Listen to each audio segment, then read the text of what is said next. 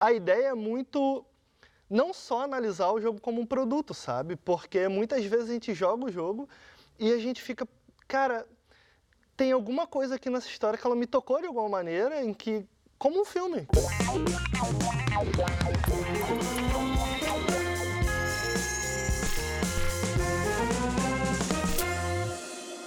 Salve, salve galera! Viralizando na área! Hoje nós vamos falar de games e para isso a gente chamou o Nautilus, um canal super especializado no assunto. Chega mais Ricardo Regis. E aí, meu brother? E aí, meu Tudo querido? bom? Tudo certo, cara? Opa, como é que Prazer você tá, estar cara? aqui contigo, Tranquilo? cara. Tudo Senta bem. aí, fica à vontade.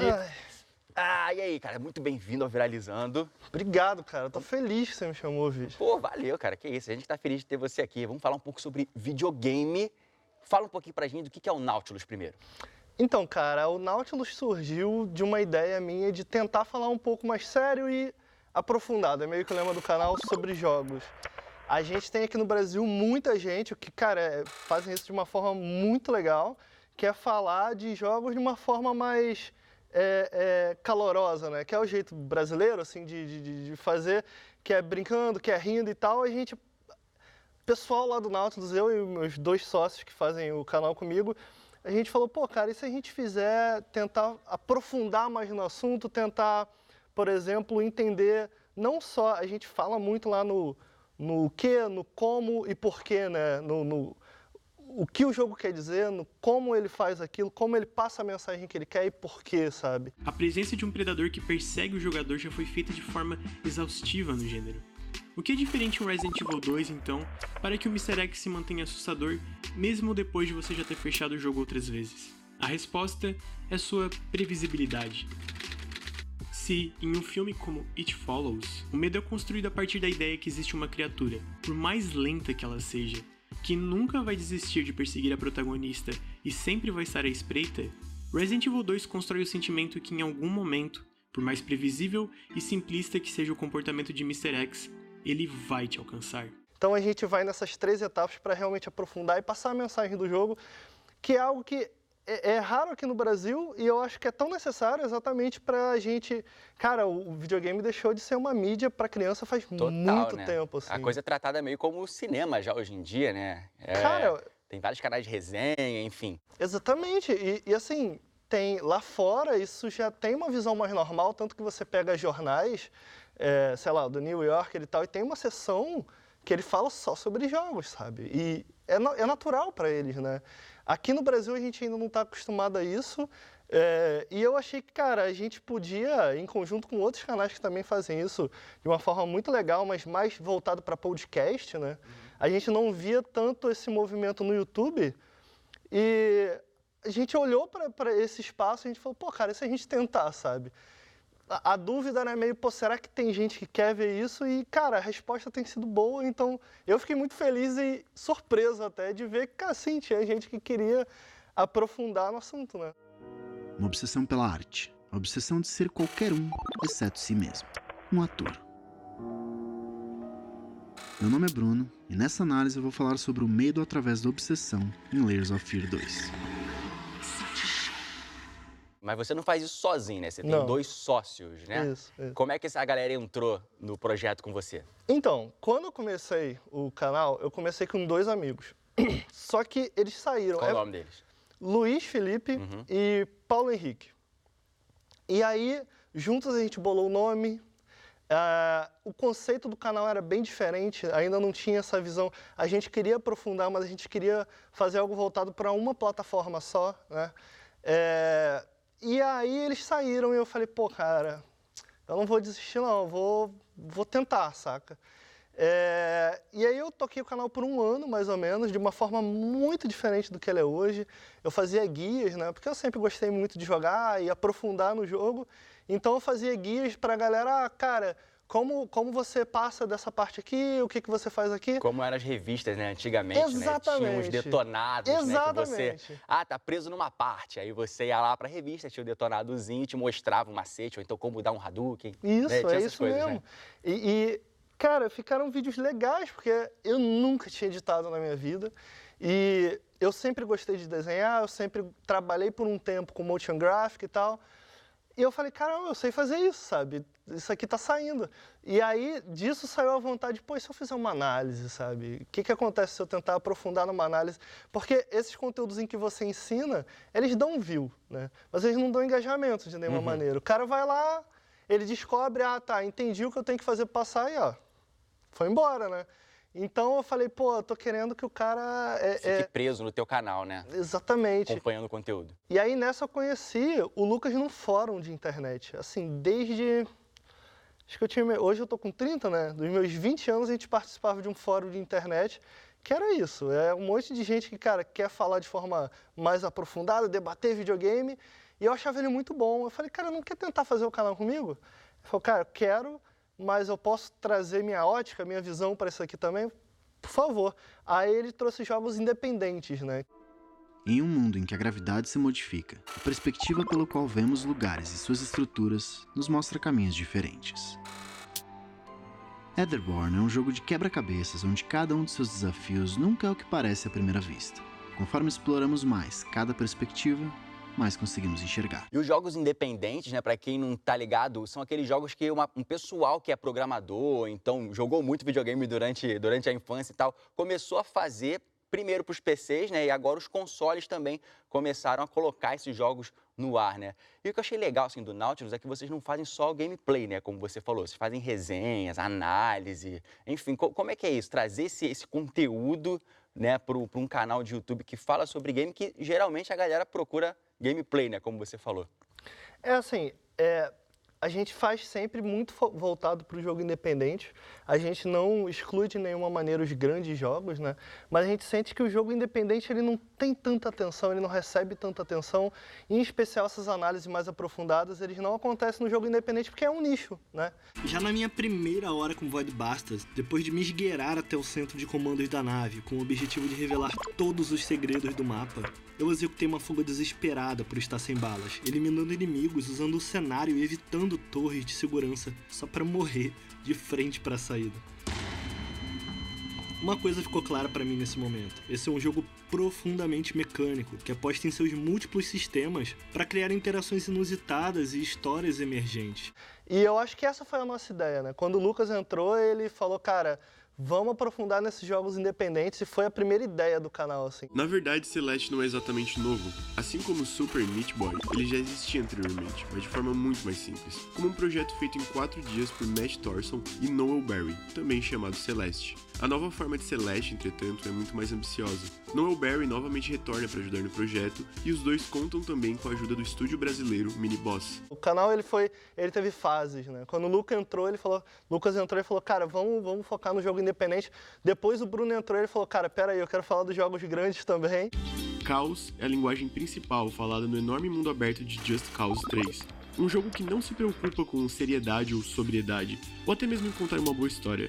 Just Cause 3 é diversão, uma sátira do próprio gênero, que funciona por ter uma excelente variedade de formas de explodir tudo que está na tela. A ideia é muito não só analisar o jogo como um produto, sabe? Porque muitas vezes a gente joga o jogo e a gente fica, cara, tem alguma coisa aqui nessa história que ela me tocou de alguma maneira, em que, como um filme, que você assiste e você fala... É engraçado falar disso, porque muita gente acha estranho essa ideia de que um jogo pode ter esse impacto como um filme que a gente tem. Você vê o último God of War que lançou, exatamente. Cara, é um filme, é uma obra de arte aquilo ali, né?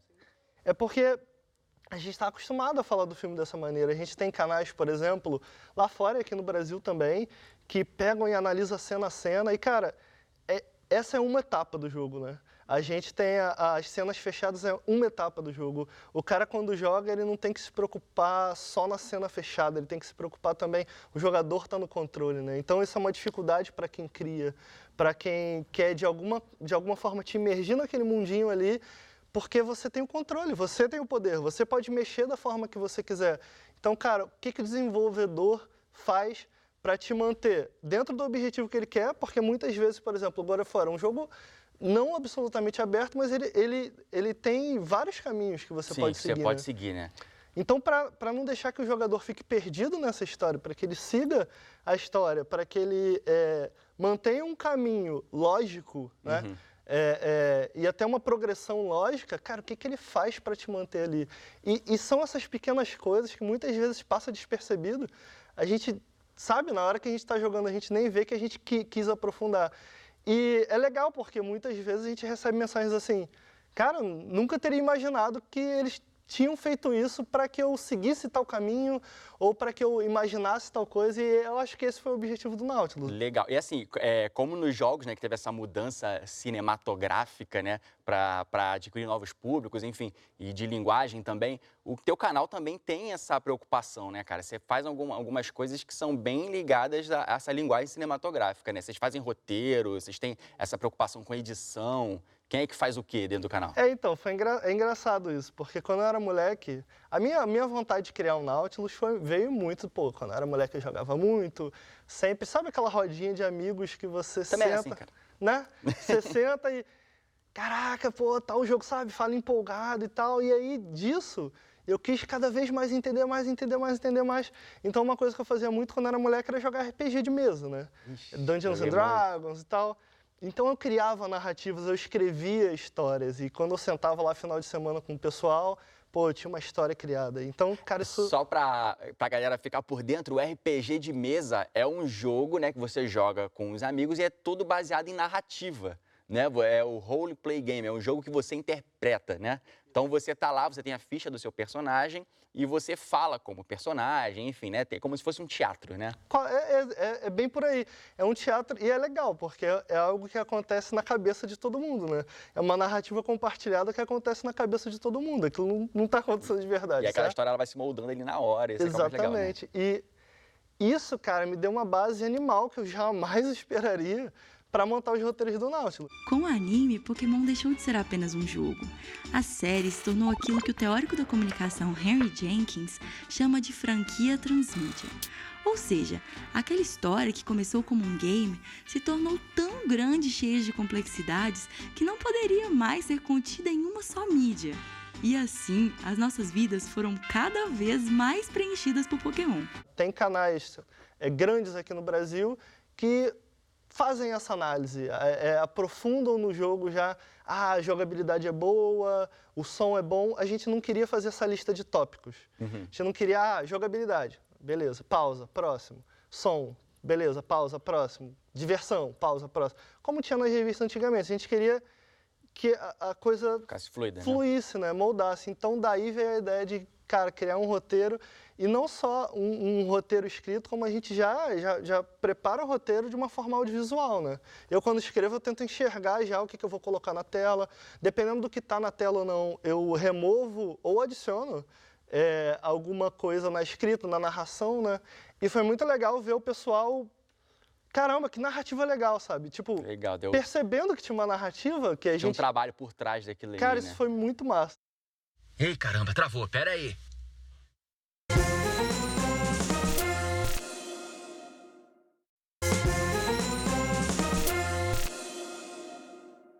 Opa, pera aí só um instantinho. Aê, consegui. Voltou. Você aprendeu muita coisa por conta dos games, né? Porra! Que mais, assim, você acha que você aprendeu? Tipo, eu comecei a falar inglês bem por causa de videogame, né? O que você acha mais, assim, tipo, que você aprendeu, que você, de repente, usa hoje no teu canal? Eu também aprendi jogando videogame. E, assim, eu falo que o videogame, ele me moldou de todas as maneiras possíveis. Porque quando eu era moleque, eu estudei em escola pública a minha vida inteira. Então, eu sempre falo essa história, que escola pública, não só escola pública, mas quando você é moleque, você quer passar, né? Você tá ali, você quer passar. E eu lembro decoreba, né? Faz aquela decoreba só pra... Eu voltava para casa e tinha jogos que eles, de alguma maneira, me incentivavam. Então, eu lembro de ter estudado por mim mesmo, porque eu estava interessado, porque eu vi isso num jogo e queria entender Guerra Fria. Cara, que moleque de 15 anos vai estudar Guerra Fria, sabe? E eu comecei a ler sobre Guerra Fria. Tinha um jogo que contava a história de Roma e eu fiquei louco pela história de Roma e eu comecei a ler aquilo. E aí teve um jogo que ele era muito, assim, tinha escolhas e tal. E eu ficava, cara, eu quero entender o que esse jogo está me falando. E aí eu peguei um dicionário e toda frase que tinha no jogo eu parava, Traduzia pra você. Traduzia, então eu aprendi inglês jogando videogame, cara, eu aprendi muita história jogando videogame. Então ele acabou me moldando muito, porque na minha infância, em que foi uma infância mais simples, foi o gancho, sabe? O videogame era sempre o gancho, era sempre algo que me puxava para querer ler essas histórias. Então, assim, isso é algo que eu acho que as pessoas não veem muito, né? Etherborn é um jogo de quebra-cabeças simples de se entender, mas complexo de se visualizar. Cada estrutura tem 6 lados e a gravidade estará ativa onde o personagem estiver pisando. Cada ângulo de 90 graus é uma queda, mas se andamos por uma dessas curvas, a perspectiva é automaticamente alterada e as paredes se tornam um novo chão. Hoje em dia, com os gráficos mais bem feitos, mais elaborados, tem essa questão da violência, que tem um pouco, então a galera foca muito nisso, né? Ah, não, o videogame é violento, vai todo mundo sair matando todo mundo na rua, mas não, tem esse lado que é muito positivo também, né? Como você falou, tem jogos históricos que você vai procurar saber, isso vai incentivar na criança, pô, caramba, por que isso aqui tá acontecendo, né? Gente, chegou o momento de ver se o Ricardo é um noob ou um pró de verdade, Ricardo. Olha aí. Tá preparado para as perguntas? Tomara, né? Então vamos lá, hein, ó, se liga na primeira. Vamos lá. Quando foi criado o primeiro console de jogos? Mas não tem nem múltipla escolha? Não tem, aqui é no papum. Cara, eu vou chutar... Foi por volta de 89? Eita, 82, 1972, olha aí, foi o Magnavox Odyssey. Essa é difícil, essa tava Ó, mal. tá aí, foi anterior ao Atari, 3 anos, hein? Fica essa informação aí também. Vamos lá, segunda pergunta, ó. Em qual jogo o Mario apareceu antes de ser protagonista do Mario Bros? Cara, eu não vou lembrar o nome do jogo, mas foi o jogo do Donkey Kong, né? Aquele de Flipper, mas eu não lembro o nome exato do jogo. Vou te dar meio ponto. Era o Jumpman Donkey Kong, mas era isso aí mesmo. Ó, vamos lá, terceira pergunta, hein? De qual filme foram inspirados as personagens Little Sisters da saga BioShock, que é um jogo que eu sei se amar. Sacanagem, que é o que eu não gosto. Então eu não vou saber responder essa daí. Olha, a resposta é O Iluminado, de Stanley Kubrick, de 1980, com o Jack Nicholson. Olha Sabia aí. dessa? Descobri agora. Olha aí, vamos lá, mais uma aqui então, hein? Sobre GTA agora, tá? Ó, verdadeiro ou falso? É verdade que a Rockstar, que é a desenvolvedora do jogo, contratou criminosos reais para fazer dublagem dos personagens? É verdade, foi no Vice City isso, né? Vamos ver, vamos ver. É verdade, olha aí. Got it?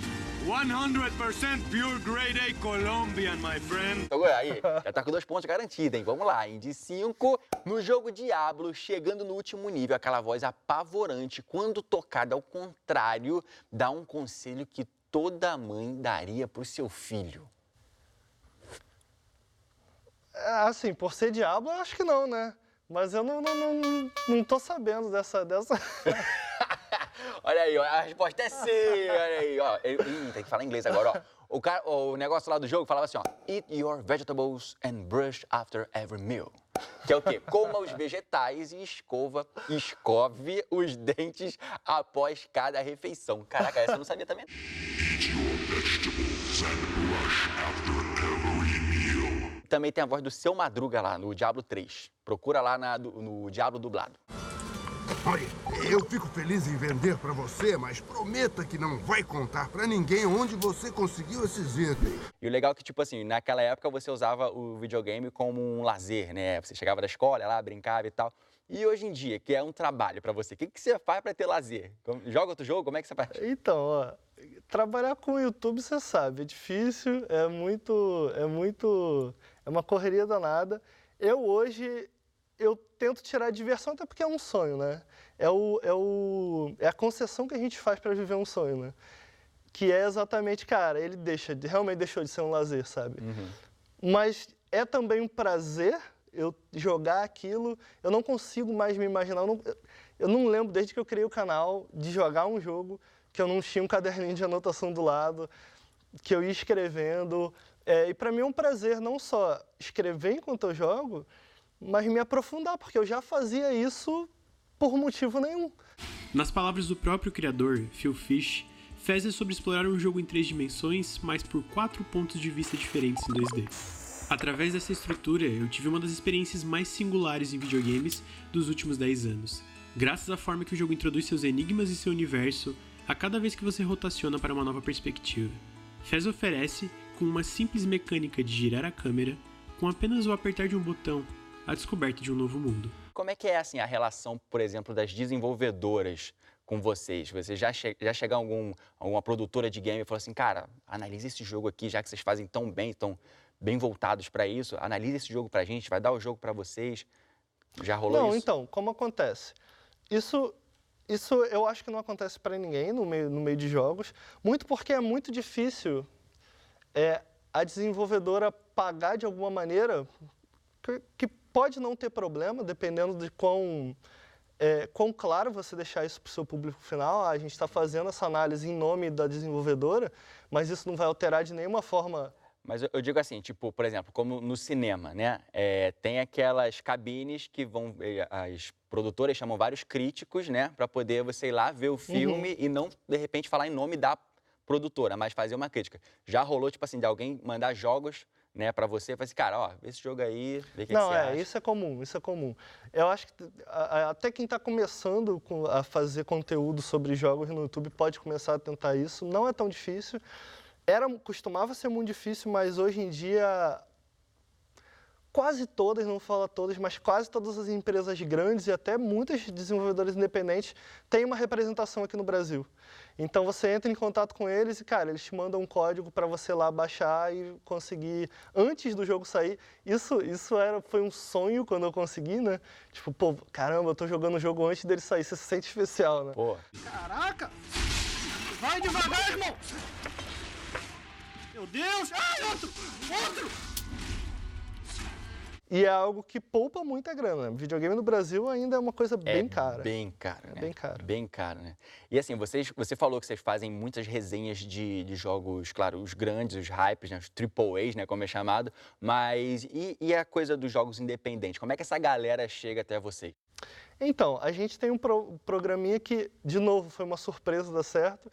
A gente chama de Janela Indie, que é basicamente algo que não acontece mais hoje tanto com videogames, que é fazer uma prévia, ou seja, antes do jogo sair eu te dar uma ideia do que ele vai falar, como vão funcionar as mecânicas e tal. E por jogo independente ter tão pouca vitrine, não só aqui no Brasil, lá fora também existe pouca vitrine, pouca exposição para esses jogos, muito porque a gente tem, por exemplo, na Steam hoje 200 jogos saindo por dia. Época de férias é sinônimo de promoção no Steam, e também de vídeo aqui no Nautilus com 20 jogos, abaixo de R$20, que eu acredito valerem a pena. Steam que é uma plataforma que o pessoal usa para comprar jogos, e a maioria desses jogos independentes estão lá, né? Eles ficam locados lá, você paga pelo jogo e pode baixar, né? É muito jogo por dia. O PC, por ser uma plataforma aberta, não é difícil colocar um jogo na Steam. É um pouquinho mais difícil colocar o jogo no PlayStation, no Xbox, no Switch. Mas já está se abrindo, né? Essas plataformas já estão se abrindo, está dando para entrar com mais facilidade. Então é muito jogo por dia. Esses caras, a maioria, a gente tem um dado que 90% desses jogos não se pagam. E 90% é muita coisa, né? É muita coisa. Então a gente quis dar exposição para os jogos que a gente, só de olhar, a gente fala, pô, cara, isso aqui tem qualidade, vamos mostrar ele para essa galera. Então muitas vezes o pessoal que chega lá no canal é um pessoal, cara, quero jogar um jogo indie, não sei o que tem de legal, é uma gama tão enorme de jogos, não sei o que tem de legal, e no Janela ele consegue acompanhar a produção desse jogo. À primeira vista é fácil elogiar o seu visual estilizado, que remete não só a histórias em quadrinhos, mas também a jogos em primeira pessoa dos anos 90. E às vezes até ajudar, né? Porque se o jogo for bom, a maioria dessa galera acaba fazendo aquela vaquinha online para conseguir uma grana para produzir o jogo, né? Exatamente. Então se o pessoal gostar, já ajuda também, né? Exatamente. A gente fez de um jogo brasileiro que a gente tentou ajudar também, e muitas vezes a cara, depois que ele vê o vídeo, ele passa a seguir a produção do jogo até o lançamento, né? Então a gente teve uns feedbacks muito legais de um pessoal que lá de fora, em especial do Canadá, porque se tem uma coisa que o Brasil tem que aprender em jogos independentes é com o Canadá. Lá fora eles fazem isso, tem um apoio enorme para os desenvolvedores lá fora do próprio governo, e eles são muito unidos. A gente está vendo isso começar a acontecer aqui no Brasil. Aqui no Rio tem o Ring, que são essa união de desenvolvedores. São desenvolvedores realmente se juntando e, em vez de competir, se ajudando para conseguir essa grana para financiar o jogo deles. E o pessoal lá do Canadá, cara, eles adoram o nosso trampo, porque o jogo deles é bom, os jogos deles geralmente são bem profundos, assim, são bem legais, e a gente já colocou uns 3 lá no Janela e eles viram uma taxa porque tem uma coisa no Steam que você coloca o jogo na lista de desejos, né? Então, vamos dizer, você viu um jogo que você quer muito, você coloca ele na lista de desejos, quando ele sair... Quando sair, eu quero. A plataforma te avisa, ó, sabe aquele jogo que você queria? Ele saiu. Então, eles viram, no dia que a gente lançou o vídeo deles, eles viram uma quantidade de brasileiros, porque eles têm como ver lá, muito grande, indo adicionar. E, cara, eles são super gratos, eles mandaram e-mail, a gente tem um vídeo lá no Nautilus com um desenvolvedor elogiando pra caramba isso, legal, a ajuda, né, que a gente dá. Então, cara, pra gente é o que a gente quer, sabe? É exatamente o que a gente quer, porque a gente curte muito esses jogos independentes e quer dar mais espaço pra eles. Ricardo, muito obrigado pela presença, cara. Prazer ter você aqui no Viralizando. Que se a galera quiser procurar o Nautilus, como é que faz? Cara, eu que agradeço o convite, bicho. Foi um baita de um prazer estar aqui contigo. Quem quiser encontrar o Nautilus nas redes sociais, pode procurar lá. Eu sou horrível, mas deixa eu lembrar no youtube.com/nautiluslink. A gente está também no twitter.com/nautiluslink. Quem quiser seguir o canal lá, tá por dentro de tudo. Acho que nesses 2 aí já tá ótimo. E você que está assistindo a gente, segue também o Viralizando nas nossas redes sociais, beleza? Pessoal, até o próximo programa. Um beijo e tchau. Game over. Valeu.